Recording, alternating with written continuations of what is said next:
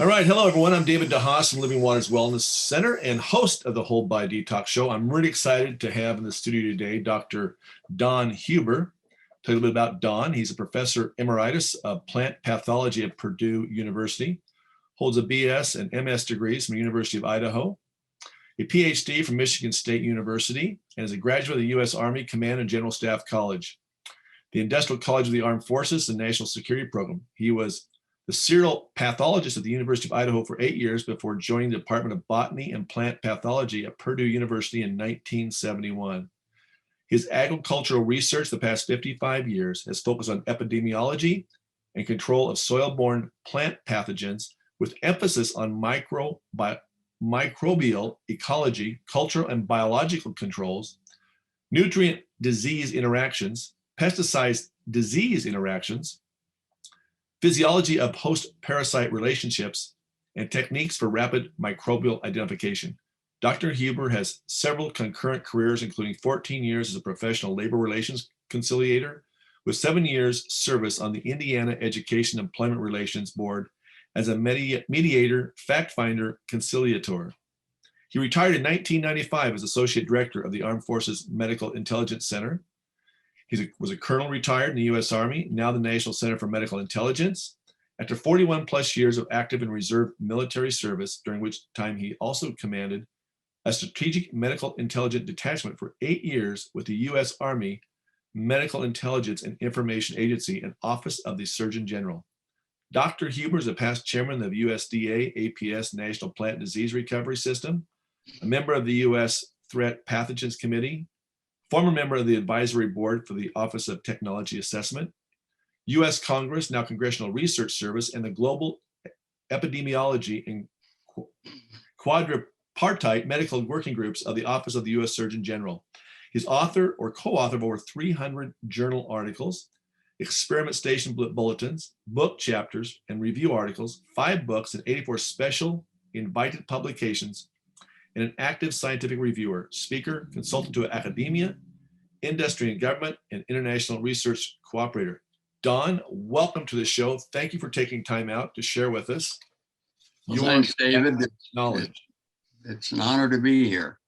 The reason why I asked Don to come on and is at Living Waters, we see a lot of people with gut issues, and going gluten-free wasn't a word 15, 20 years ago, but now everyone's talking about, I need that be gluten-free. So Don's going to speak to that. I know you've got a slide presentation. So I'm going to turn this over to you, Don, and let you share that with us. Okay, I'll just share my screen, bring up the presentation on glyphosate. Excellent. That means I have to find it here. Should be down at the bottom. I think it should be. Well, I said share screen, and it brought up yours, but let me pull up. Oh, I started to share, so I don't. Yeah, you can share. Let's see if I can share now.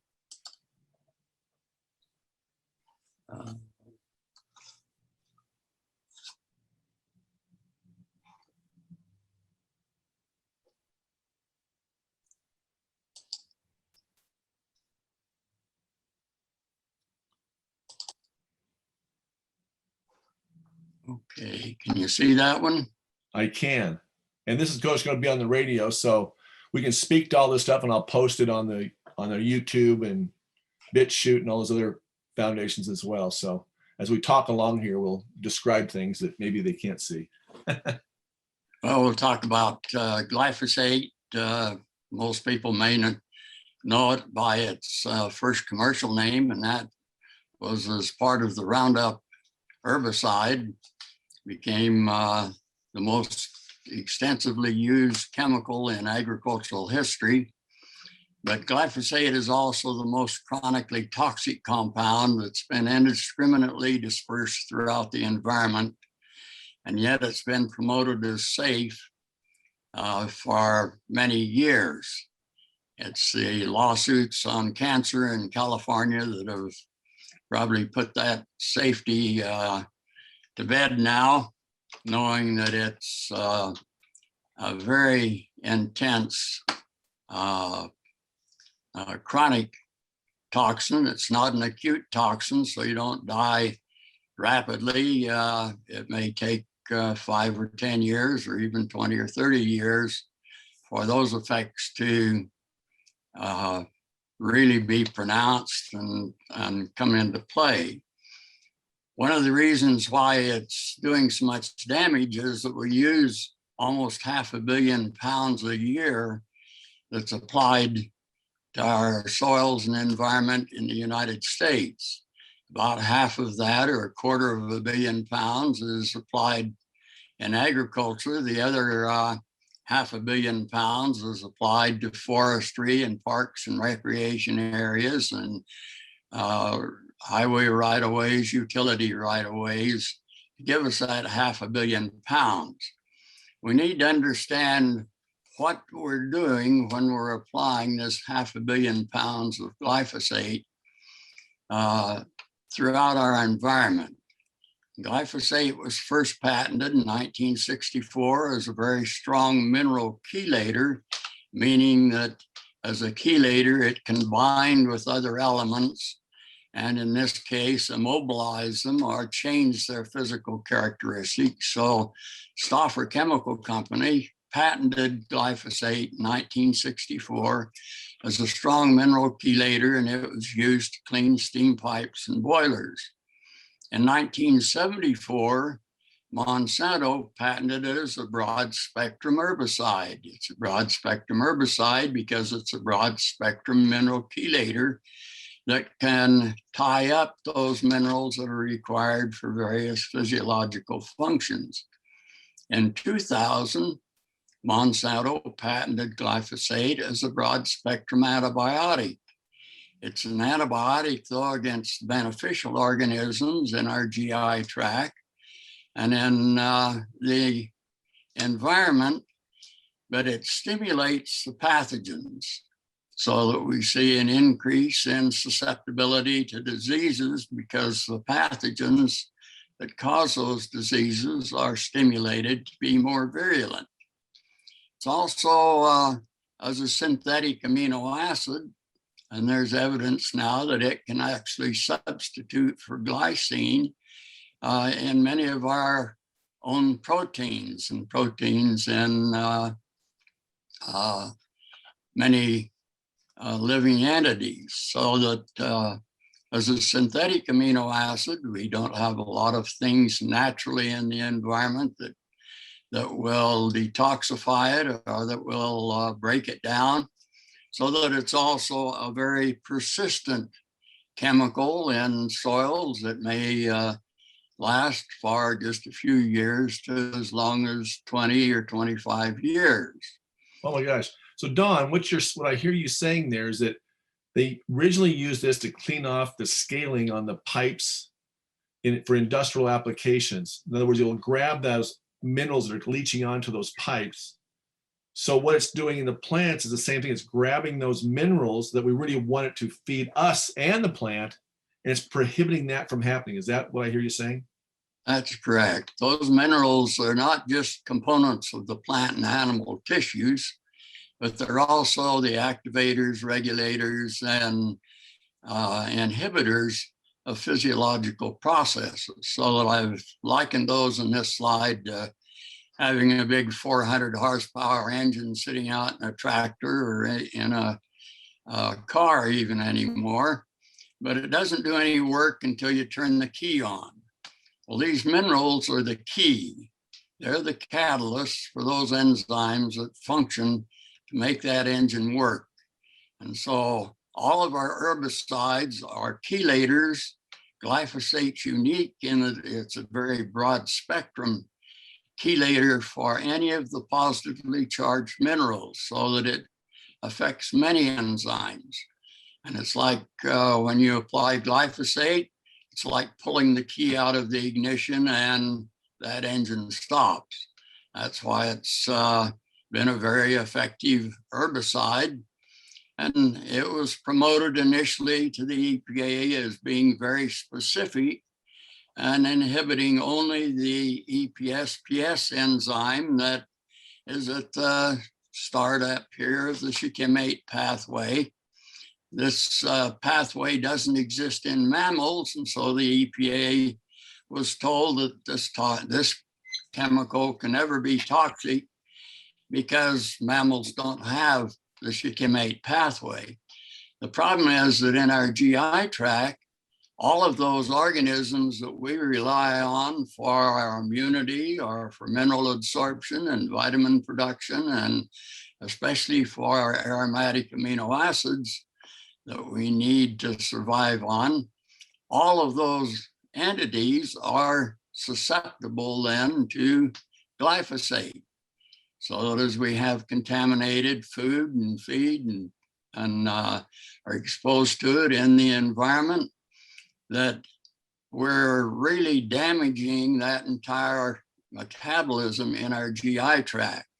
You can see that, yes, it does inhibit the EPSPS enzyme up at the start of this shikimate pathway, but it's not just the EPSPS enzyme that requires manganese, but also the arabinocetoheptulose 7-phosphatase enzyme right up here with it, where it chelates with cobalt so that the whole system is shut down. But you can look throughout this whole pathway for the shikimate pathway, and you can see all the areas where glyphosate chelates with copper and cobalt, manganese and iron and boron and other elements in here, so that it's a very extensive shutting down of this pathway, not just shutting down one enzyme at the start of it. Well, it does that same theme. Don, can I just back up for a moment? So one of the things we teach at Living Waters to heal the bodies, first we want to clean it out, detoxify it, and then give it the perfect nutrients. Now let's get those nutrition absorbed through the gut, into the blood, out to the cells. And so what you're basically saying here is that if we're going to eat some foods that's had glyphosate that's in it now, that's going to continue to basically prohibit the absorption of the nutrition that we need. Correct. Is that correct? Will it'll not only tie up those minerals, but it also shuts down the enzymes that are required for a lot of those functions to take place. So we've really shut down, like in the analogy you use of the engine, we've shut down 7 of the 8 cylinders, maybe, right? In right. Terms? Right. Okay. So that it's been a very powerful tool for us as a weed killer in agriculture because it's systemic. It moves throughout the plant just as it moves throughout our body. It accumulates in the plant in the root and shoot and reproductive tissues. 80% will stay in the plant then, as long as that plant hasn't decomposed completely, and about 15 to 20% is released into the soil. As it moves down into the root system, it shuts down that shikimate pathway and other defense mechanisms, so that in essence, as a weed control mechanism, it gives the plant a bad case of AIDS. It compromises plant disease resistance. As it moves out into the soil, then it stimulates the soil-borne diseases that then readily attack this weakened plant or this susceptible plant. And as a mineral chelator, it reduces nutrient uptake that a plant would need for defense also. In the soil, it's also very toxic to the beneficial microorganisms that we rely on for nutrient uptake and for protection from these soil-borne diseases like fusarium and rhizoctonia and phytophthora and all of those organisms, so that it can accumulate again in soil for many years. It may be degraded initially by just removing one carbon, and that converts it to a compound called AMPA. And both AMPA and glyphosate are toxic to plants and also persist in the soil for many years. So if As a I got, cons- yeah, so Don, if I got, I'm a gardener, right? So I'm not a big farmer, but you're telling me, you know, we know we need to have good microbes in the soil. We need the earthworms. We need those guys to all, we need that living environment.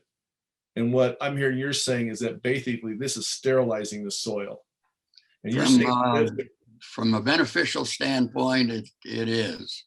It removes all of these beneficial organisms that we rely on to control the diseases, biological control, but also things like the nitrogen fixing organisms that we have with legumes, where 75 or 80% of our nitrogen should come from the air for legumes because of that symbiotic relationship.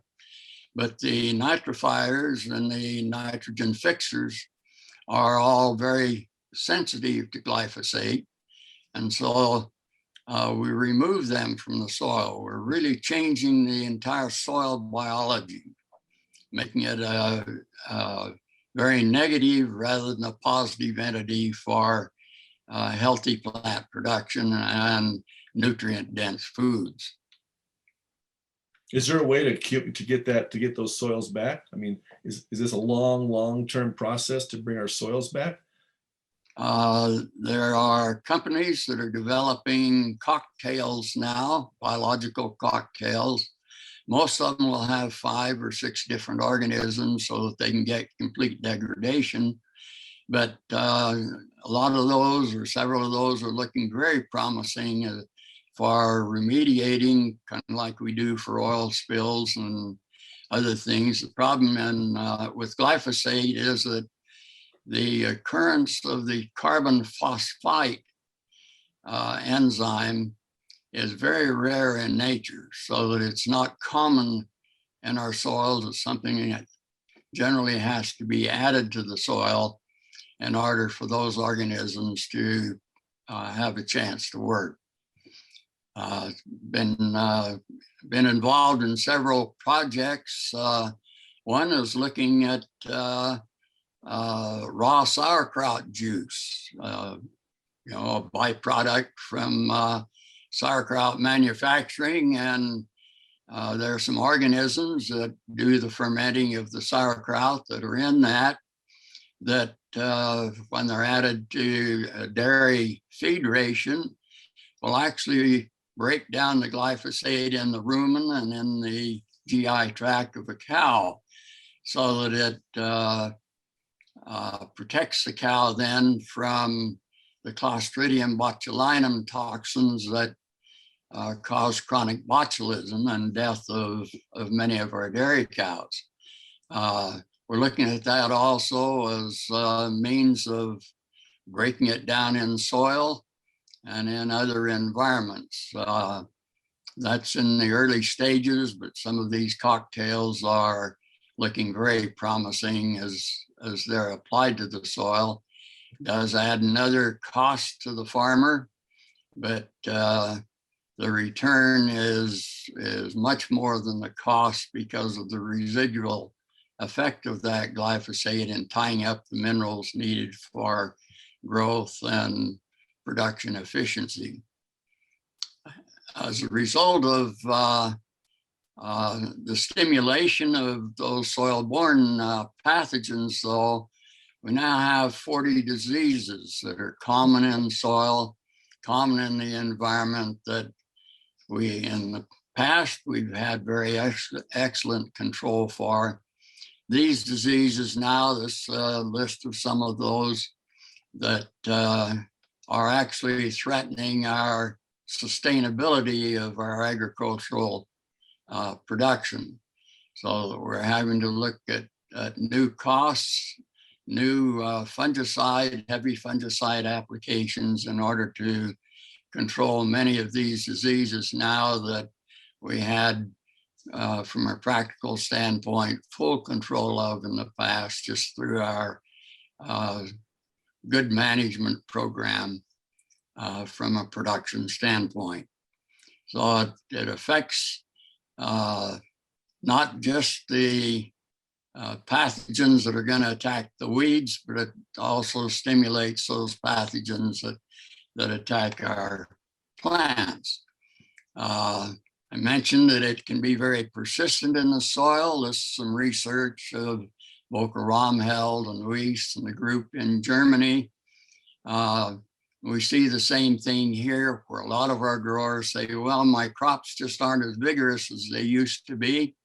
They'll blame that on too much residue or cold soils or too wet of soils or poor seed, not realizing that most of that is a result of residual glyphosate that is continuing to accumulate in our soils. And I've seen some studies in Australia when I was there 2 years ago on a research project where they could account for 20 years of glyphosate application still present, none of it broken down or degraded beyond the AMPA stage. Most of it still is glyphosate after 20 years.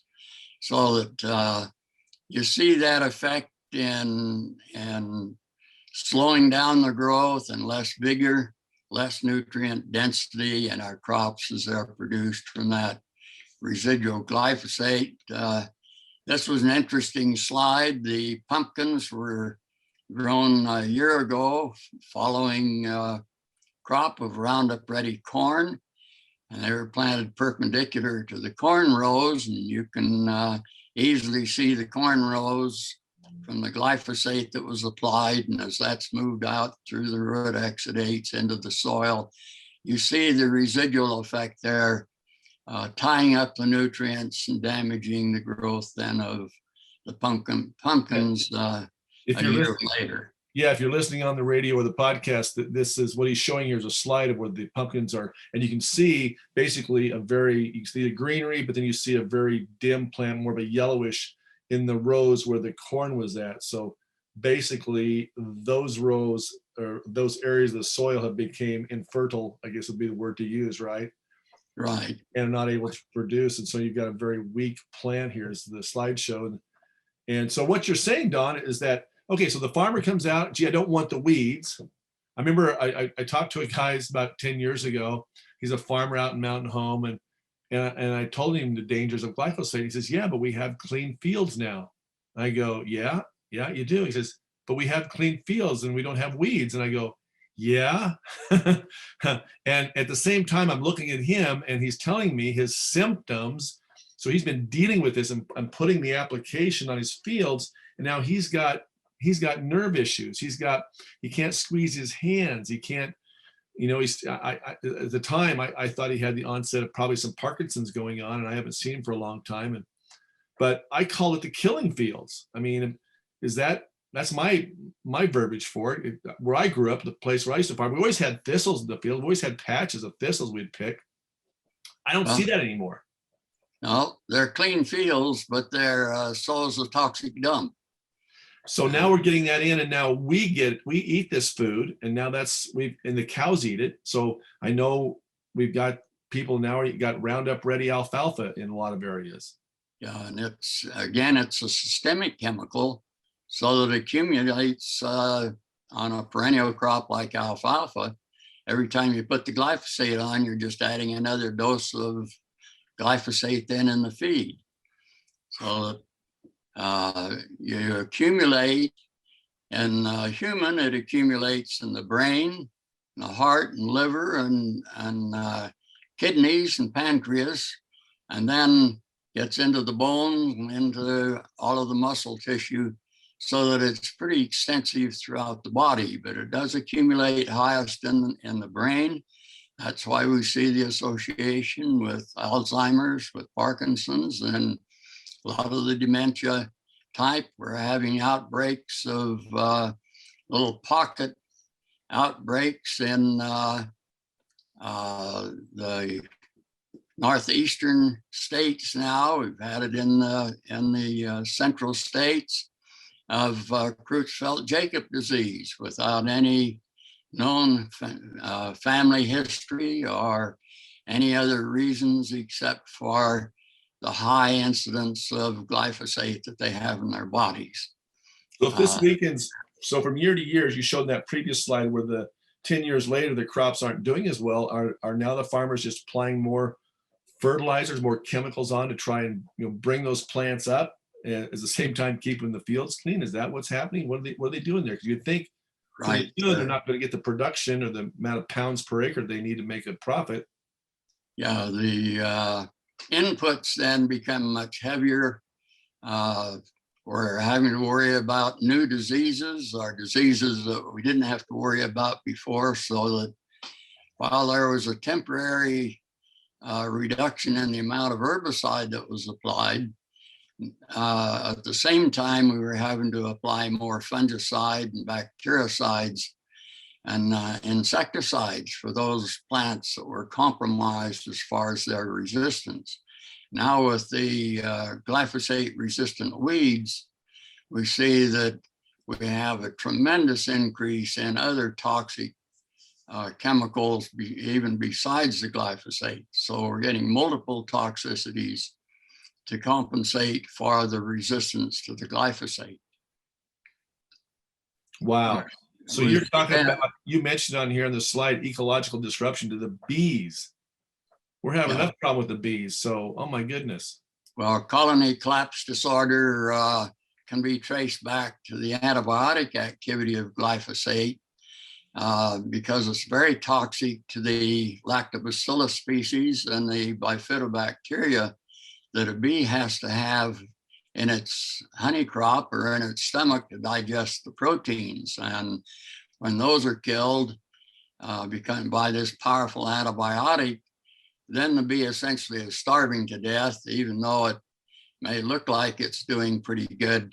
It can't digest that. And as the studies have shown, that all of that material then in the honey crop and the bee's stomach essentially just becomes a bunch of gravel that piles up, but doesn't provide any nutritive value for the bee without those organisms being present. One of the things that works very well to reduce the colony collapse disorder and impact of glyphosate is some probiotics with the lactobacillus and bifidobacteria. Add a few minerals with that, compensate also for that chelation ability of the glyphosate. And with Ken Hamilton's research in Logan, Utah, and Lady Cirilli at the National Honeybee Research Station in South Carolina, they've been able to take colony collapse disorder from as high as 50% down to 0 to 0.5% by just providing the detox, essentially, or the probiotics that those bees need for sustainability. Is there, I know I've seen there's a Roundup Ready wheat, there's a Roundup Ready alfalfa now, there's corn and soybeans. And so let's just talk about the average consumer that comes into your Living Waters and they've got problems, and they go down to the coffee shop and they get some coffee, and maybe that's been sprayed with some pesticides. And then they get, maybe some latte, they get some half and half put in it, but that half and half, that cow was raised on Roundup Ready alfalfa. We're drinking glyphosate. Am I correct?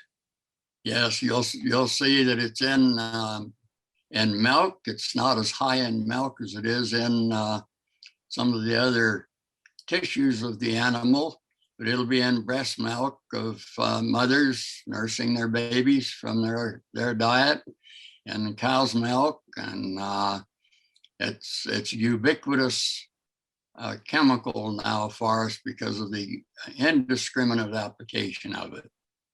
Wow. So that's why so many babies come to Earth now with their jaundice. Their livers are toxic because their parents are toxic.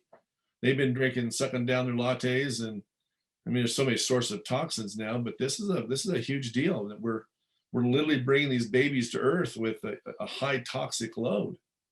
Well, not only the direct toxin capacity, but also then a baby doesn't come with microflora in its GI tract. That has to be developed either through vaginal exposure or through gradual consumption of an exposure to it from the environment, from soils and other locations to those organisms that we need to help digest our food. But if you're also consuming this powerful antibiotic that wipes out your beneficials, then you're exposed to the harmful organisms rather than to the beneficial ones that would normally control those harmful ones. Hmm. So I think from a human standpoint, an animal standpoint, there are major food and feed safety concerns with glyphosate. We've mentioned the reduced nutrient density. You see all of those nutrients that are chelated by glyphosate so that they're available just as much as more like a piece of gravel than they are a piece of nutrition. We have the increased levels of toxic products and ecological disruption that impacts all of those aspects in our life.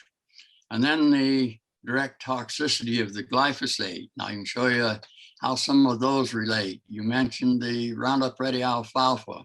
Some research that I did here in the Valley early on, comparing Roundup Ready with normal wild type or natural type of alfalfa. And you see the difference in just the mineral content.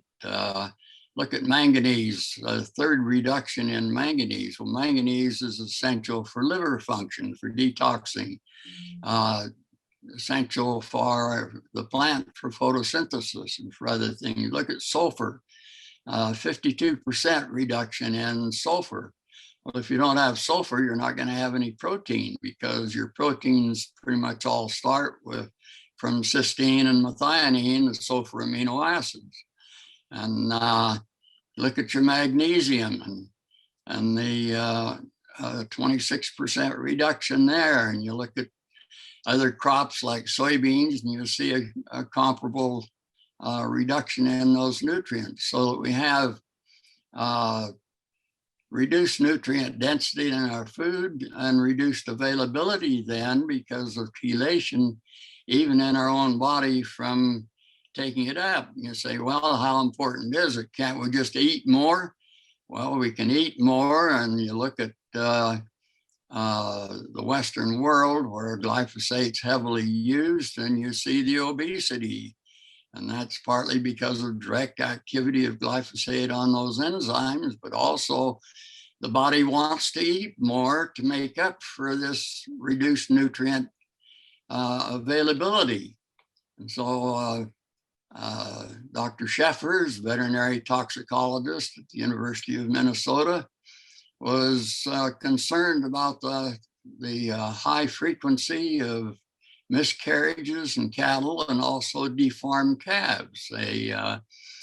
And so in his 5-year study, he pinpointed it down to a deficiency of manganese. Well, the calves have knobby joints, just like severe arthritis or rheumatoid arthritis, have other deformities on that if they survive, but he found that 100% of his deformed and miscarried calves were all extremely deficient in manganese. To his surprise, 63% of his normal appearing calves were also deficient, not as deficient as the stillborn and deformed calves, as you can see here, 1.2 parts per million with the normal compared to 0.88 parts per million, but the reference range is 1.75 to 2.8. Well, Dr. Sheffers also then looked at the feed, and you look at some of these feed levels for manganese, and you wonder how that plant was producing anything, because manganese is critical to split the water for photosynthesis. So that without that manganese, you're not going to have much photosynthetic activity. But Then you look at these high levels over here, the highest that he found in all of these different feed products. Those are what 20 years ago used to be the average, not the extremes. So we see that carrying over, I'm sure, in your clinic and your research. You find very high frequency of mineral deficiencies. And we can blame a lot of that on that lower nutrient density of our food and feed products. Right. So no, this is key. So for those of you who are listening and you've got weak nails, or your hair's falling out, or your eyelashes don't grow, maybe you've got some osteoporosis coming on, and this all relates back to how much absorption you're getting into your body. So again, if you've got gut issues, which we deal with here, we've got to first address the gut, clean it out, heal that gut up, and then get that nutrition. But if you're eating foods that have been tainted with this glyphosate, you're not going to get the nutrition uptake, which is why it's so important to supplement, of course. But my goodness, why? So basically, here's what I see, Don, and I'm sure you've had these talks. I call it the killing fields. I see, farmer friends of mine up north, they're sick, they're not doing well. They're basically, how can they get out of this cycle? I mean, are they so? I've seen Monsanto sue these farmers for, growing a regular crop, not Monsanto, glyphosate ready. How do we get out of this cycle? Well, of poisoning ourselves. There are five things we need to do, and I'll get to those. But first thing is just education. You're doing that. You're identifying the problem and you're pointing it out, and then looking at how to avoid it. That's a little harder because we don't have all of the data that we would need. In Canada, the Canadian Food Inspection Authority has over a 250,000 food samples that they've tested for glyphosate. Our USDA and FDA haven't done that, even though Congress has charged them with that responsibility for the last 10 years. They've conveniently avoided doing any serious analysis. But what they find in Canada is that some of our foods that we consider very healthy, like garbanzo beans or chickpea, some of those that have a very good nutritional base generally, but they may have as much as 5 and on up to 6,000 parts per billion glyphosate in them, because the growers are using glyphosate to ripen them at harvest time. I love garbanzo beans. So what if I get organic garbanzo beans? Am I safe, or is there still organic is really important if you're talking about garbanzo beans or humus, because when they use glyphosate as a ripening agent 2 or 3 weeks before harvest, it's a systemic chemical, and the only place that it can go is right into that seed. And so we get very high levels of it. Wow. That's amazing. We're just killing ourselves for the foods we eat. We don't even know we're poisoning ourselves. And then you got people arguing that, oh my God, but it costs more money to buy organic, David. Yeah, it does cost a little bit more money to eat organic, but eventually, of course, as you know, you're gonna pay one way or the other. You're gonna pay at the end of life stage when you're trying to save your life through all kinds of other things that you're trying to recover, and then it's too late. Well, it's sure a lot more fun to be able to eat and enjoy organic than it is to have celiac or gluten intolerance and say, oh, I can't touch that, or having to read all the labels, and then being afraid that you're going to miss some item that doesn't have a full breakdown on it. And, of course, we're the poop doctors, so we evaluate poop quite intricately here. As we ask people when they come in, and a lot of people have got constant diarrhea, or they've got very loose stools. And of course, you start looking at how they filled out their intake form on what foods they're eating, and what they're drinking out of, and just the aluminum cans, and like you say, that they're eating these organic foods, and then people go, I'm doing a juice cleanse. And I feel, okay, great. Are you buying organic? No, I'm not buying organic. Well, if you're not buying organic and you're putting that plant in there and juicing it, you're just getting a higher concentrate of chemicals, correct? Yes, again, glyphosate's very systemic, accumulates throughout the plant, and especially the parts that we eat, those tender parts at the root tips or shoot tips are the reproductive structures. All of those are points of accumulation for that compound, and it's not going anywhere. It goes through processing and everything else. It's a very stable chemical. It does have its direct toxicity. Again, it's not an acute toxin, but it has direct toxicity against many of our enzyme systems. This is just a brief table just showing some of those at a 0.5 part per million. You see that it's antiandrogenic for humans, so that it affects the male and disrupts aromatase enzymes. Let me is estrogenic, and you wonder why we have gender confusion, and that when we have EPA says we can have up to 30 parts per million. And so that's where that confusion is. It's from these chemicals. Right. Wow. So guys, for those of you listening on the radio and podcast, just some of the things here that he says: the system affected, which you're not seeing on the slide, is the human cell endocrine disruption. We're seeing the enzymes, human placenta, umbilical. So if you're going to have babies, you need to be thinking about what you're eating and cleaning out your body. Total cell death, suppresses mitochondrial respiration, Parkinson's.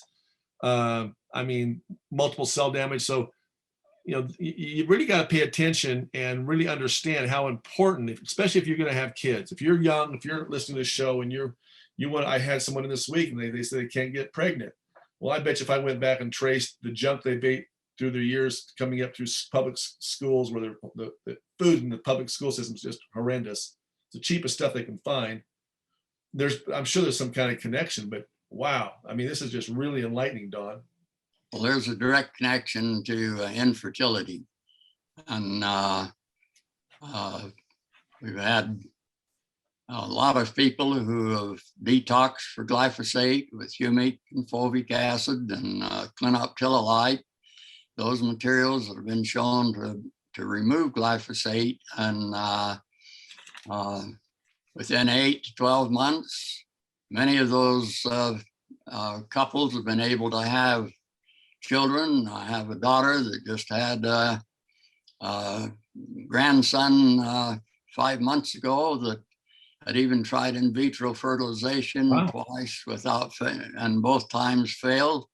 Got her on a detox for the glyphosate, and 17, 18 months later, here I have a beautiful grandson. Oh, awesome. Wouldn't have had. And we got a card one day from a family in the Netherlands that hadn't been married 16 years, hadn't been able to have a family. I got them some of the material in Europe. It's called Activamin, the humic and fulvic, different names for it here in the States, with some clinoptilolite with it. They sent me a card and said that they had twins and they were naming the boy Don. My wife said, now, if I get very many of these letters, I'm going to worry what you do on these trips. But well, Jim Zamzo was on a few weeks ago, and he's on the podcast chain. If you're listening here, you go down, and he talked about fulvic acid as well on that show. So there's some things that we can do, and very important to do. But you can see that direct toxicity, and then you compare that. These are the levels that the EPA says are perfectly safe. Wow. You see that 0.5 parts per million versus canola seed oil at 20, but look at all of your other oil seeds, soybean oil and that, they're up 40 parts per million is considered a safe level. Well, about 5 years ago, the industry came to the EPA and said we have to raise our levels so that we can have a safe product. Now, the EPA made a statement that they didn't do any research on their own. They relied on the statement of the companies that these levels were safe. But what they found, and you look at these levels, and these are levels that they were finding in the commercial products that if they go over this, they weren't capable of selling them as a safe product. Those were limits that the EPA had set. So they raised the levels, some of them 40 to 50 fold, in order to meet the requirements of the companies that were contaminating the feed, essentially, or the food. And so you have these levels, but you look at that canola seed oil at 20 and soybean oil at 40, and you say, well, what's the difference? Why is it so much less toxic in soybean oil than it is in canola oil? And you'll find that there's no research, no justification for that at all. It's just as toxic in all of them at those levels. And these are the levels that have direct toxicity, and then you have the chronic toxicity with these levels. You can see those differences showing up. You look at the spice group at 7, but peppermint tops can have 200 parts per million. And water, they say, can have 700 parts per million. The hay and alfalfa, 400. Holy. So basically, it's just the lobbyists have got, the industry has gotten control to raise the standards so that they can sell the product and call it safe. So it's a complete pulling the wolves over the consumer's eyes, and the consumer has no idea. Right.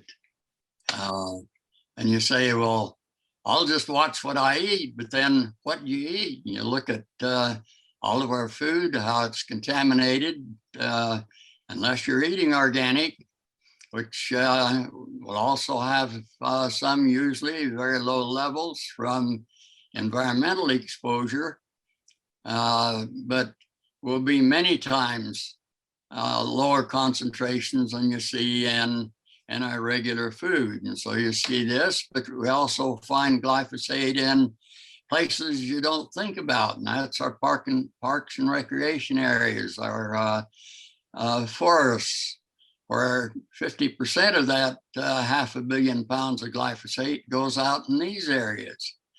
And, why are they spraying it in the forest? In the forest, it's the conifers are quite a bit more tolerant of glyphosate than your broadleaf, your hardwood species are, and so they spray the forest so that they can kill the browse and the broadleaf species coming in there, so that they have just the high priced or the more valuable conifer and larch type of forest. But again, that's 500 million pounds of glyphosate that's going out with aerial application, so that it's going to be spread for long distances. And especially if you live anywhere close to where they're spraying there, your chances of avoiding it are essentially nil. We'll see a lot of our pets will develop mammary cancers. And that's because they're close to the ground. This is a stable compound that is attracted to the clay particles in the soil, and it persists there. And the animals will rub their bellies along the dirt and be in that area, or as we go along our trails in the woods to see the scenic areas and enjoy the getting back to nature. We also have that high exposure to those trails that will be sprayed out with glyphosate. So wow. You see it in a lot of areas. So if the cities are spraying their soccer fields and the schools with these chemicals, and kids are playing on that, and they're sliding and tackling and getting down there, breathing that right in. And so we're just constantly, there's just so many sources. Well, We've got to demand these schools and these parks departments don't use this stuff. It goes a long way. Just to eliminate the glyphosate from our parks and recreation areas as far as the exposure for our children. Very critical. And you have organizations like non-toxic neighborhoods or non-toxic communities. Mhm.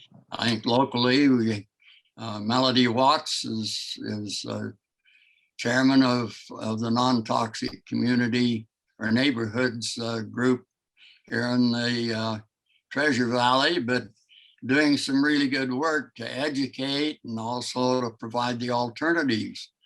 So that we want to have parks that we can use. You don't want a lot of thistle and a lot of weeds growing up there, but there are economic alternatives for weed control in these settings that don't contain the toxins and the glyphosate levels. So we need to support those groups and help them in their attempts and approaches to help the rest of us avoid those toxins. But you'll even find glyphosate in some of our vaccines because of the products that they use to grow them on. You'll see the MMR, very high level of glyphosate considering the product, and that comes from the gelatin. Well, the gelatin is from the pig and cattle cartilage, and that's where glyphosate accumulates in the animals, so that when you use that to grow your virus or your bacteria on, it's picked up then in the vaccine. And so we have it there. I mentioned it's in breast milk and other areas. The Prince George Daily News carried an article May 13th, just a week ago, stating that wild berries may be unfit for human or animal consumption because they're finding that glyphosate from the aerial spraying over the forest, the residue can persist and accumulate for at least 6 years and sometimes for as long as 12. So that what we think we're getting back to nature, we're really in that, as you call it, the killing field again here because of that. It's so sad. Yeah. You see, our lakes and our streams, we're concerned about eutrophication, and yet, as the University of Wisconsin scientists have found that glyphosate contributes 1/3 pound of phosphorus pollution per year for every acre in the watershed of Lake Erie. So they have the algal blooms. Well, it's not just from the phosphorus, but also the glyphosate, as that 1/3 pound of phosphorus is going in as the herbicide glyphosate into that lake, that water source. Well, the blue-green algae have an alternate shikimate pathway, so they're resistant to glyphosate. But all of the organisms that would normally control those blue-green algae are all sensitive to glyphosate. And so we end up with these huge algal blooms and eutrophication in these areas, again, because of that glyphosate accumulation and both its mineral chelation and immobilization, and also its antibiotic activity against those beneficial organisms that would maintain effective control. We see that biological or antibiotic effect in the GI tract. This is in poultry, series of studies here, but you see all of those beneficial organisms over here on the left side, your Enterococcus, your Bacillus, your Lactobacillus, your Geotrichum and Lactococcus, and all of those organisms that we need for our nutrition and also for our immunity to keep down the pathogens. All of those organisms are very sensitive to the antibiotic activity of glyphosate. But the pathogens like Salmonella and Clostridium and Escherichia coli and all of those organisms are all resistant to glyphosate, so that we change the biology of our GI tract and that of our animals and favor the pathogens. we no longer have that natural protection because we've annihilated essentially the beneficials. We've taken the police out of the environment, and all we have left then are the pathogens or the bad guys then. And you see the perfringens, you see the difficile, the botulinum, Clostridial species, and all of the others. So that Dr. Monica Kruger, a veterinary pathologist at the University of Leipzig, showed that in a normal rumen of a cow, as you see over here on the left, that blue bar, those are your enterococcal organisms that completely suppress your Clostridial species so that you don't have any of those Clostridial toxins like the Botrytis toxin and those there. But if there's 1/10 of a part per million of glyphosate in the feed, it's toxic to those beneficial organisms, and they no longer give us that protection against the Clostridial species that then produce the Botrytis toxins. And it's just a matter of time then before the cows or animals will succumb to chronic botulism. In humans, we call this chronic fatigue syndrome. Wow. That's a Usually, big deal with plants that come in living waters. It's the chronic fatigue. You see it all the time. yeah, and that's the Clostridium botulinum toxin that they build up a little bit of tolerance to it as it's building up in the body. Usually doesn't kill, although the Canadian Food Inspection Authority reported 52 Canadians died from chronic botulism this year so far. Usually just makes you wish that you were dead because you can't do anything and have so many other problems with it. But in animals, and especially in cattle, chronic botulism is a serious problem, one that often is overlooked, or veterinarians will just say, well, I'm not sure why this cow died. It has these symptoms, but they're used to the acute toxicity from Clostridium botulinum, but not from the chronic forms of the disease. So we see a lot. So through this slide presentation that you've given us today, we see this. Obviously the evidence is there, but yet, how come the farmers haven't said no more? What's going on there? What's prohibiting them from doing that, switching over? It's simple. It simplified a lot of their management decisions for weed control. For a few years, it was all they needed, especially with the genetically engineered corn and soybeans and canola and that. They could spray it anytime that they saw their weeds coming. They could spray it and not damage their genetically engineered crop. So it simplified the management decisions that they would generally have to make. Now, that's not true with the Roundup resistant weeds now. I know Bill Jordan at Purdue, weed scientist, says it costs $50 more an acre to control weeds in a Roundup Ready crop now because of glyphosate resistance than it would if we didn't have those weeds there, those resistant weeds, because they're having to use other toxins. And a lot of them, that's all they've used. They've never, we've had glyphosate around for a little over 35 years. And our younger farmers don't know how to farm without it. They're scared to death that it might be banned or removed. And yet we have very effective alternatives. And we had, we talk about no-till and those things. Well, only about 15 to 20% of our soils really required no-till. There are some advantages to some tillage, and especially for nutrient cycling and to remove stratification of those nutrients. But a tremendous tool for weed control. It doesn't have to be every year, and we don't have to beat the soil to death, but a little bit of tillage, a little bit of management, crop rotation, crop sequencing, and with cover crops, now we have additional tools that we can use.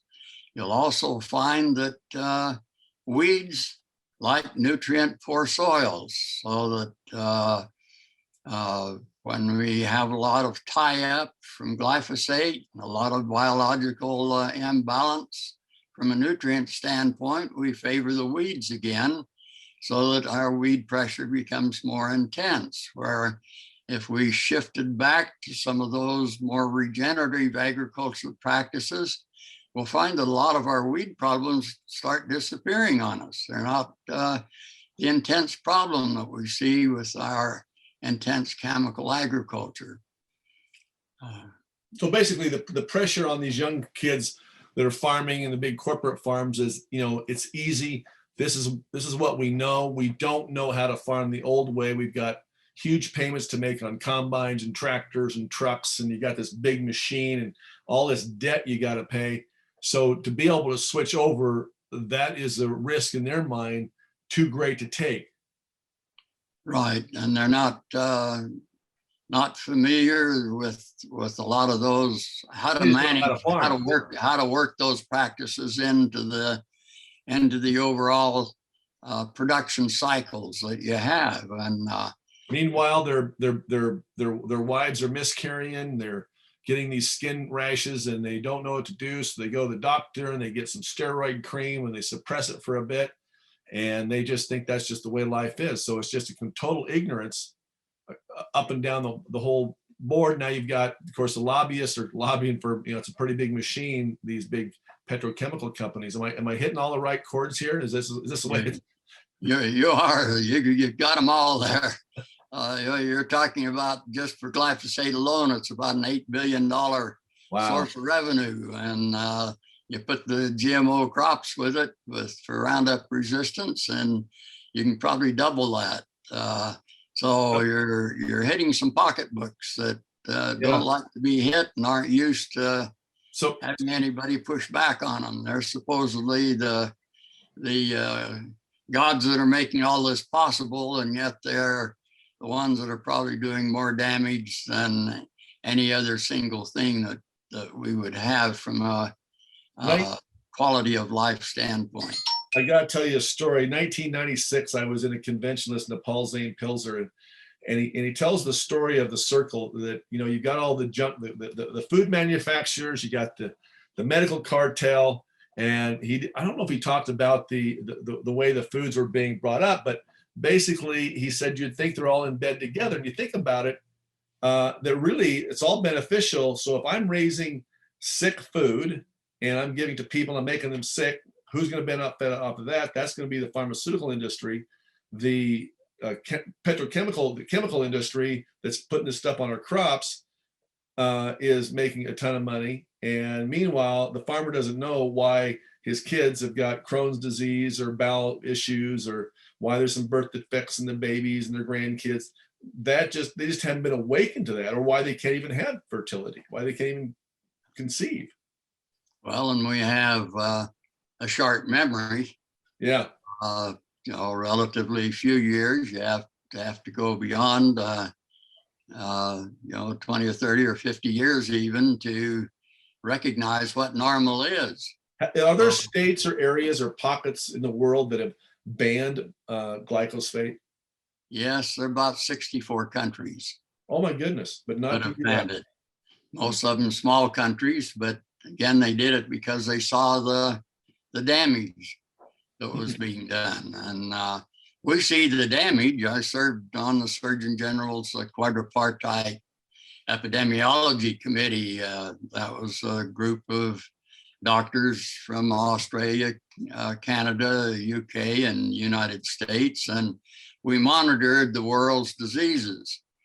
And when we would see a curve like you see in this one, that red curve, an epidemiological curve where certain disease was increasing in frequency and seemed to be sustained in some aspects over a time period, we would put together a scientific panel and and immediately want to know whether that's a correlation with things that have changed, or if there's a causative relationship that we need to address. And yet you see that same curve here for all 32 of these diseases that are all approaching epidemic proportions for us in our society.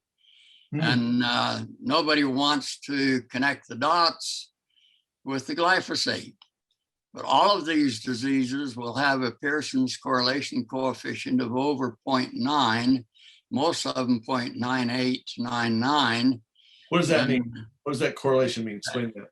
Well, the correlation, if you get to a full 1, that would mean that you have sure evidence that it's the cause of the disease, whatever your factor might be. It may be glyphosate, it may be other things. This curve is the correlation with glyphosate, which is over 0.9 for all of these diseases. Now, when we served on the quadripartite committee, if we had anything that was 0.47 or larger, we considered that a red flag that needed to be addressed immediately.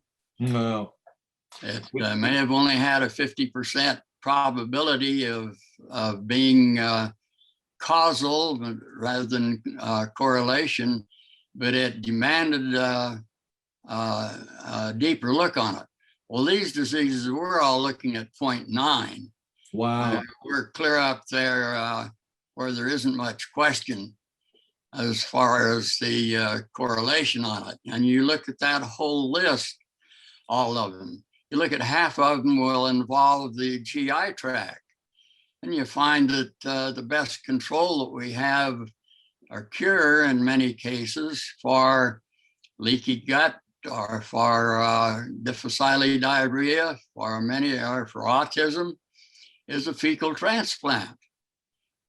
Well, it takes your eye back and you say, well, what's happened to the GI tract? What's happened to the gut that we need to get back to a healthy stool in order to control this disease?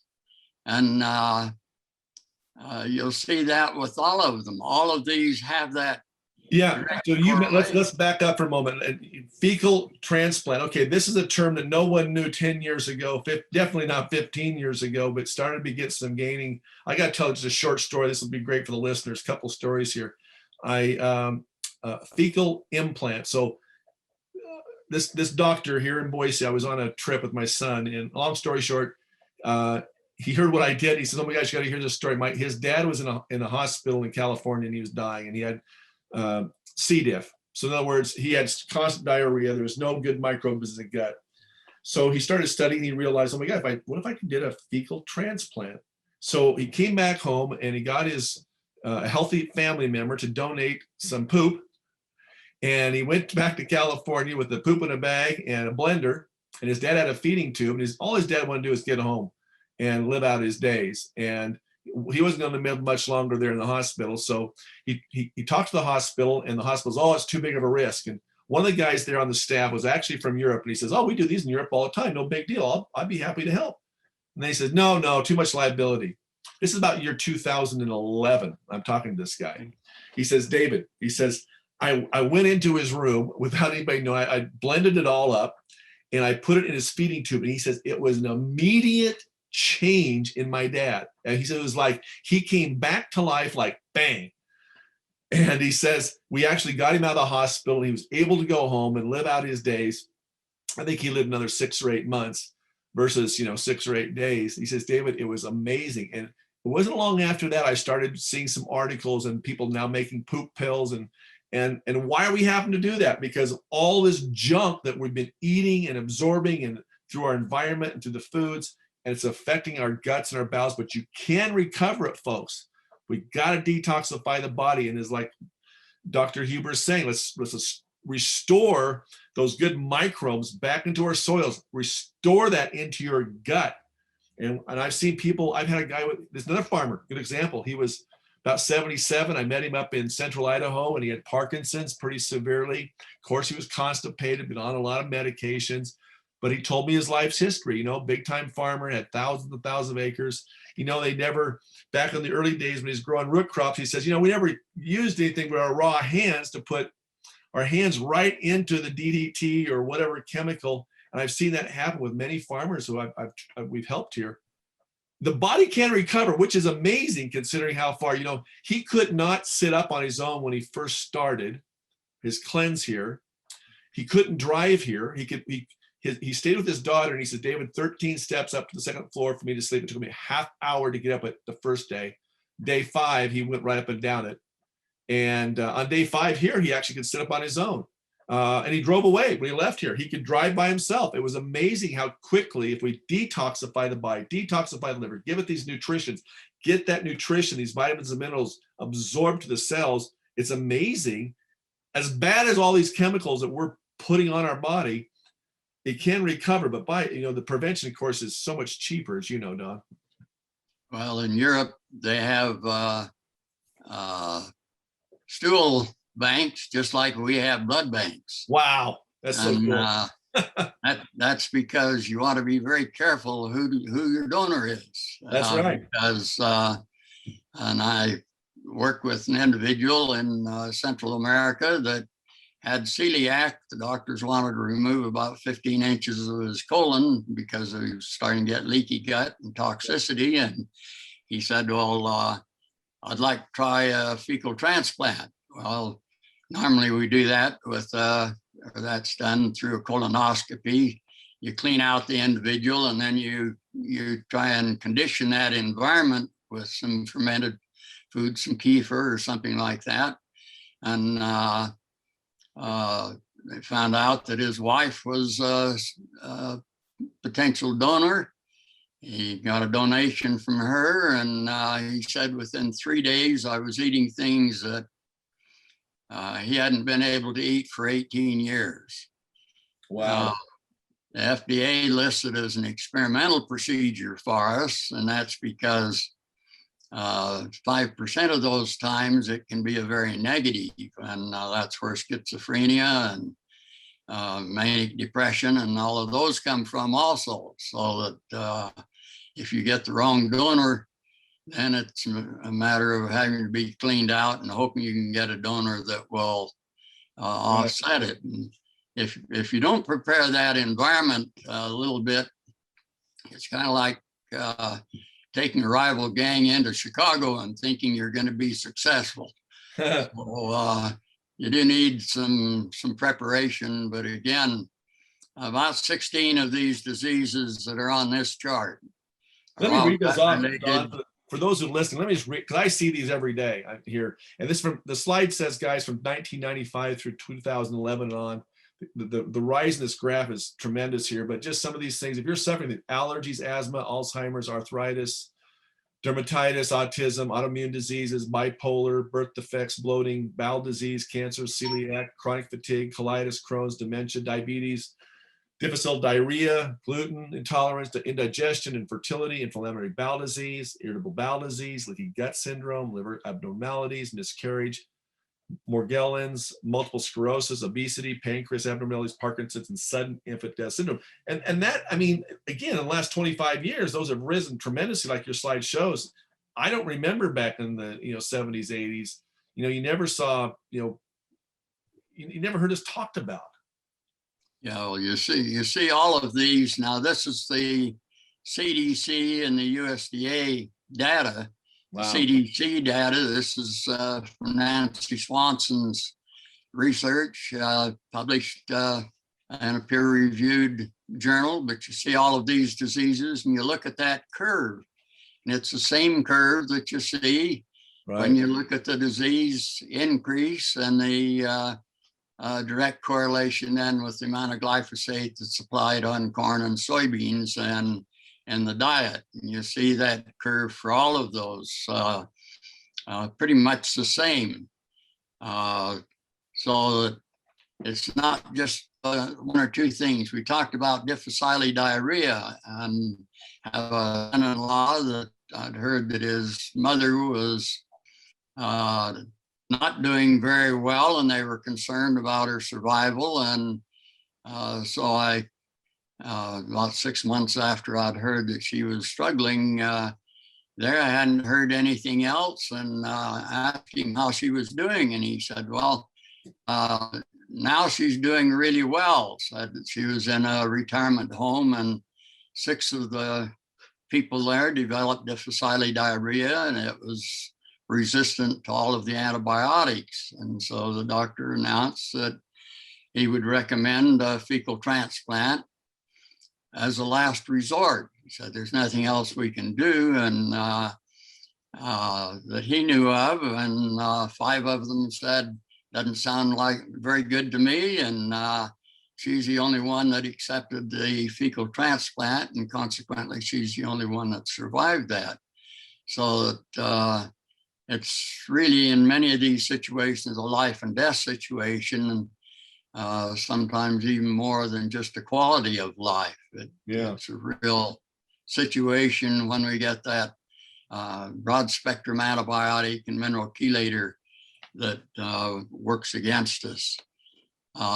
You see the situation just a couple of years ago, and the tragedy in Yakima, Washington, Yakima, Benton, and Hamilton County. As the farmer said, glyphosate brain damaged babies in Yakima Valley. A river runs through it. Actually, there are 3 rivers that go through those 3 counties. And in 2008, the authorities identified invasive weeds in the rivers. And so they said, well, EPA says it's safe to apply rodeo or glyphosate for weed control. And so they started dumping it in. And within 2 years, they had that tremendous spike and epidemic of stillbirths and anencephaly. Glyphosate blocks neural tube closure. And so the brain doesn't fully develop. If you get to hold your baby, it's for 24 or 48 hours. Usually they're stillborn on that. But a tremendous tragedy that was all man-made in that capacity.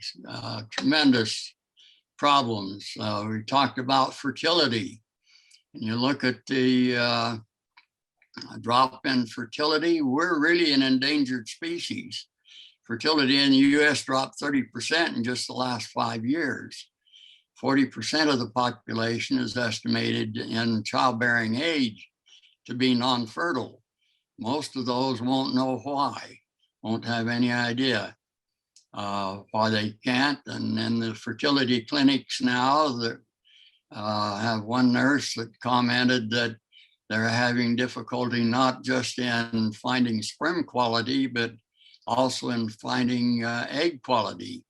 So that even those procedures, as I mentioned, my daughter tried twice, and that's an expensive procedure. And neither one of them were successful. But when they detoxed, and that we have now a beautiful little baby grandson. Well, that's important to me.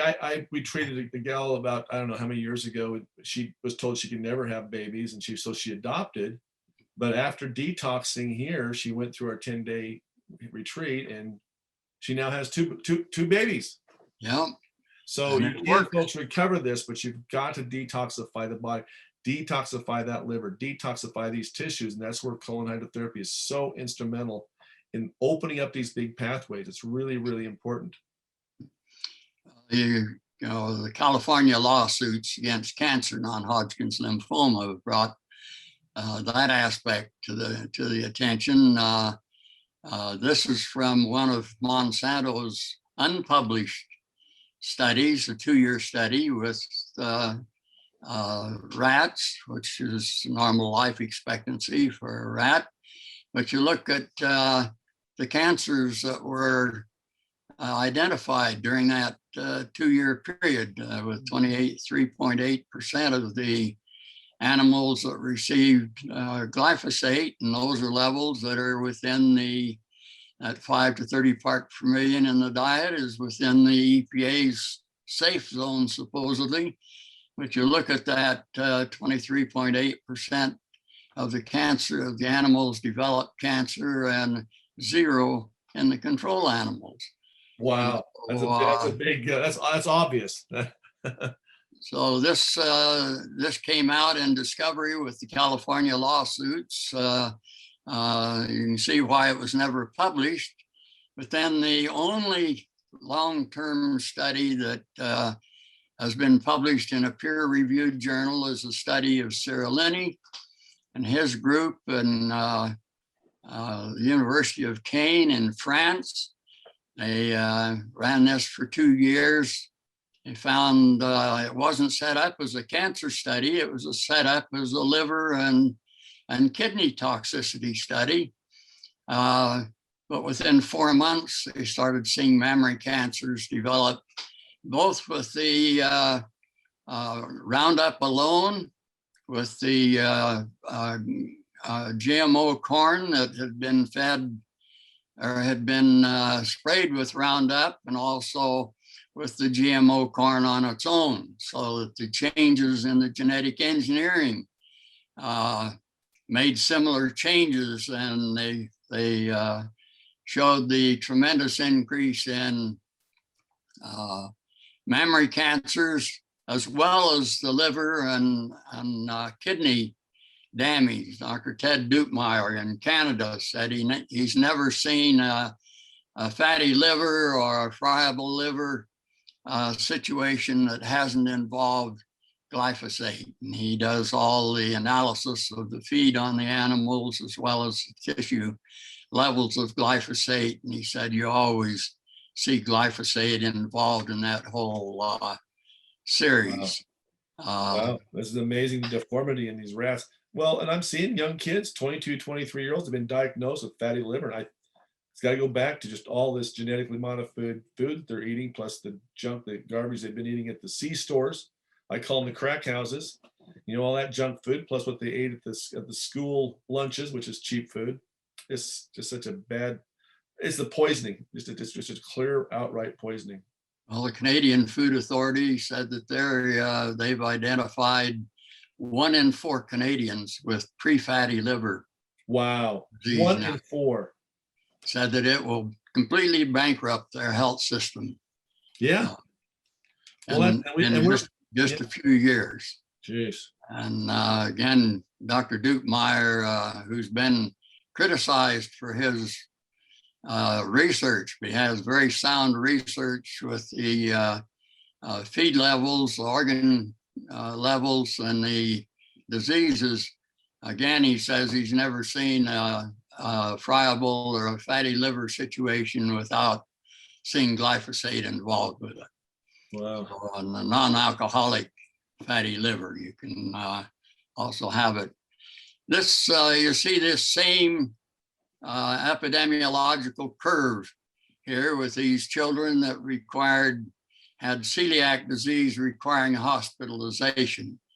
And you see the introduction of the GMO canola there in 1997, and then the increased application of glyphosate that goes along with the GMO crops. And you see that same curve that we saw with all 32 of those other diseases in the United States. You know, it's interesting. You mentioned all these slides mentioned the year 1995.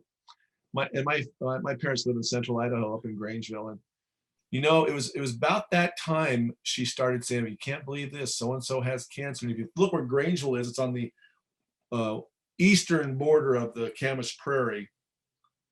But if you think about, you know, when they started really using high amounts of this glyphosate was about in those times. Am I correct? Yeah, that's your the wind blows from west to east, and people living right there in Grangeville just sucking up all that airborne chemicals. Yeah, that's your no-till program, and glyphosate made no-till easy for them for weed control. So we increased our applications 5 to 15 fold from 1995 on. And you see that going. I do a lot of consulting in Central America. End-stage kidney failure is a serious problem. And we were asked, a group of us from consultant from Georgia and myself and several others were asked if we couldn't come up with an alternative to using glyphosate as a ripener, because it had been pinpointed as the cause for the end-stage kidney failure. And these are 17 to 25-year-olds. And you say, well, where in the world does a person out harvesting sugarcane come in contact with the glyphosate? Because glyphosate's applied 4 or 5 weeks before harvest. And then they go in and they burn to get rid of the trash, but also drive the snakes out of the area, so that when they go into harvest, they're cutting the stalks with a machete. And you say, well, where do they get the glyphosate? And you watch them, and then they'll cut off a sharp chunk of that end of that stalk, and they'll put it in their mouth and chew it. Well, where does the glyphosate accumulate? In those storage tissues. And so they're there very much as Jasmanian and his group that received the AAAS award for science contributions to the human condition last year, when they showed that in Sri Lanka, they were using glyphosate as a ripener for rice, and have it uniform ripening and then hand harvesting. And they were working under hot conditions where they were sweating and absorbing minerals from the water and from their very hard water that they were drinking. And this was chelating then with the glyphosate in the kidney and plugging it up. And they were having very high losses. And you could see in El Salvador, 1 in 4 sugarcane workers expected to die of end-stage kidney failure. 20,000 sugarcane workers died from end-stage kidney failure in just Panama and Nicaragua, and almost totally limited to the sugarcane, because sugarcane was the only crop where they had that high exposure to the glyphosate, even though the glyphosate had been applied 4 or 5 weeks before they were actually entering the area. But in our research, we found that within 6 hours after glyphosate's applied to the sugarcane plant, this 12-foot tall plant, within 6 hours, you have more than 100 times more glyphosate in the stalk tissues than would be required to chelate all of the unbound micronutrients in that stalk. And that continues on up for another 3 or 4 days, and then drops back a little bit, but it stays in that storage tissue then, so that when they cut off that little chunk at the end of the stalk for some sugar and give them something to do while they're working very hard, they get their dose of glyphosate that then plugs up the kidney. So very serious problem. The curve that you see there is actually from end-stage kidney failure in the United States. That's that similar curve from Nancy Swanson's research, Dr. Swanson's research. Look at autism.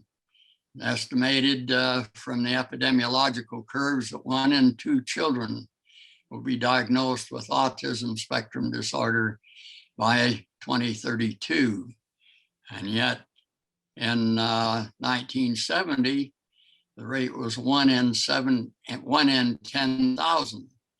And you say, well, what's changed? And the thing that's changed is glyphosate. So that you say, well, what can we do? What do we need to do? And the old adage, when you find yourself in a hole, well, you need to stop digging. And some countries have banned glyphosate. Some have restricted its use. We haven't essentially done any of those things in the States here, but there would be 5 R's of correction for most problems. We have to recognize the problem. And I compliment you on your doing the education and trying to get the message out. we need to remove the source. And of course, in this case, it would be changing our diet, going to organic wherever we can, or growing our own food, having a garden. We need to restrict the damage. It'd be great if we knew what foods were high in glyphosate, which were low, but some labeling would help there also, because we know that the GMO Roundup Ready crops are going to have a higher level generally than the non-GMO, unless the non-GMO have been desiccated or had glyphosate applied just before harvest. We need to supply those minerals that are chelated or that are missing from our diet, and then we really need to restore the system to get that biology and make the soil a living entity again through some regenerative agricultural practices to support the plant that supports us. And if we have a healthy soil, we'll have a healthy plant and a healthy population. And David, I appreciate the opportunity to be here with you today. And you have questions, or if well, there was one question. You mentioned this just briefly in there, and so there's a gal just in here today, and she says, well, asking about using cover crops. So is it best not to till the soil so much and use a cover crop? Or what's your best way to help grow these, eliminate the, keep the weeds down and have a strong plant? Well, for some crops, cover crops work very well. They can compete with the weeds, so that we're accomplishing two things. One is we're building the soil. We're keeping the soil working for us and keeping it covered rather than just oxidizing the materials in the soil, especially our organic matter. We keep that organic matter and the nutrition to feed the organisms that are in the soil that we want to work for us, and also provide the nutrients then for that cash crop or the economic crop that we might be growing. And we can also use a cover crop as forage for our animals. So it can serve many different functions for us, but especially that function of building the soil biology, both from a disease and insect control standpoint, as well as from a nutrition. So there are different crops that can be used in that cover crop makeup, and we can use those then for modifying the environment and the nutrition of the plant. For instance, we can increase the proportion of nitrogen that would be in the ammonium farm versus a nitrate farm. And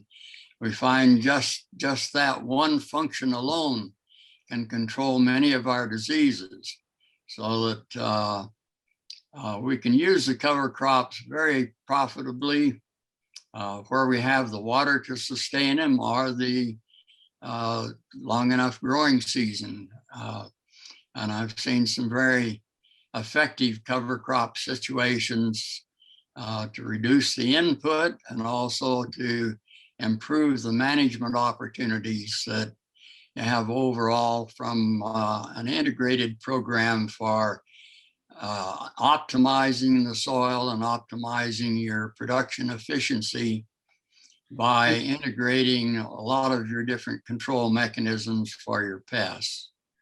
I see the University of Idaho just got a bunch of money to build, I don't remember exactly, but do you see I know you graduated there, and I'm sure you still got ties to that university, and they've got places around the state, but do you see any big scale farmers, going a different path? And is the university and their research, are they advocating for a new path? Or are they still kind of stuck on the old model where we got to apply more inputs to just growing a quicker crop? What do you see? Do we see hope? I see a lot of hope. I had the opportunity of going through my career, most of it where we had the Hatch program, and we emphasized problem solving, especially from a practical standpoint, getting out in the field and and making that system work and understanding the system so that we could modify it and adapt it to other areas. And then in the late or mid 1980s, we saw a big change where everything went to grants. And so we lost a lot of that stable money that permitted these long-term studies. And that all went to where you spent most of your time trying to write grant proposals and begging for money. And a lot of that money that was available came from industry, so that industry was willing to support agricultural research, and they expected a return on that investment, and they've received it, so that there's a lot of advances in the in that period, but where we recognize for the most part that we've lost sight of a lot of the basics now, and we're having to go back and reinvent the wheel. I can't tell you how many papers I've received in the last 5 or 6 years that I thought were just common knowledge in the 1950s, that all of a sudden are brand new research, brand new ideas coming out. And it's good to have those because we've changed our management and some of our other programs, but good to see that shift back. And there's a big push for regenerative agriculture and those things. Now in the valley here, we grow a lot of seed crops, vegetable seed crops. And certainly you're not going to go no-till very long if you're growing lettuce seed or radish seed or onion seed that you can't plant more than about 1/4 of an inch deep in the soil for it to come up. You have to have a very fine seed bed. And so there are those specialty crops and situations where we don't have a lot of the flexibility in order to meet the needs there, but where we're growing silage corn or even dent corn and grain corn, we have a lot of flexibility for both from a tillage as well as from cover crop situation. And some of those newer regenerative agriculture, not newer, we're just opening up the mine again and looking at it and making application of those principles and of those techniques that we used to use and think of as kind of the standard operating procedures. So I see a lot of change in the future and a lot of changes coming. And I think most farmers are more than willing to change if they can understand why they're changing and how to make that fit their management program. And so I'm very optimistic on the direction we're going. I think we're recognizing the extreme toxic environment that we've created and recognize that we have to move away from it and balance the system if we're going to have a sustainable program for that high quality and nutritious food that every society needs. Well, and obviously consumer awareness and education will fuel demand for these other products. So we're definitely, just looking in the last 10 years of what, Costco's bringing in more organics, Fred Meyer, these grocery stores that never had organic before. Now I've got some fairly large organic sections. So obviously it's up to us human beings to change the course of the supply by our demand. And it starts with us at the end of the day. So folks have been listening to the program today. It's been excellent. Thank you so much, Don. By the way, so if you're listening and you say, okay, I've got some of these symptoms that Don mentioned, do I have glyphosate? Well, what I know to be true over the years is that we brought in all these different people and we do this deep tissue cleansing and we clean out the body and start dumping these toxins, these heavy metals. You can recover the body. It's better to have, prevention and not get affected, but it is what it is. Usually we don't wake up until we're in much pain, unfortunately. So do come out, seek us, go to livingwaterscleanse.com, watch the video, 4 Natural Laws of Healing. Start there. I've also got another great PDF we just put up after Dr. Judy Michowicz's talk the last couple of weeks on boosting your immune system, called 24 Steps to Boost Your Immune System. So it's a couple good free resources for you right there. I appreciate everyone listening today. Appreciate you, Don. I'm David DeHaas from the Whole Body Detox Show and Living Waters Wellness Center, where miracles begin by healing from within. Thanks, David. Thank you, Don. This was excellent. I'm glad Jim